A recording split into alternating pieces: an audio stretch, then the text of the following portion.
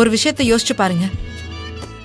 இதே மாதிரி நீங்க தேவியை காதலிச்சுட்டு கல்யாணம் பண்ணிக்கணும்னு வந்து நின்னப்போ இந்த கல்யாணத்துக்கு நாங்களோ இல்ல உங்க அம்மாவோ சம்மதம் தெரிவிக்காம இருந்திருந்தா நீங்க என்ன முடிவெடுத்திருப்பீங்க? நீங்களும் வீட்டுக்கு தெரியாம தான் கல்யாணம் பண்ணியிருப்பீங்க. அதை தானே இவங்களும் பண்ணியிருக்காங்க.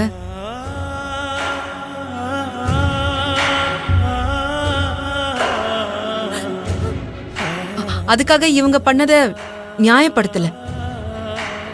அவங்க சூழ்நிலையில இருந்து யோசிச்சு பாருங்கன்னு தான் சொல்றேன். இருந்தாலும் அவங்க பண்ணது தப்புதான்னு உங்க காலில் விழுந்து மன்னிப்பு கேட்டும் நீங்க மாறாம உங்க பொண்டாட்டியையும் அவ வயித்துல வளர்ற குழந்தையையும் தண்டிக்கணும்னு நினைக்கிறீங்களே.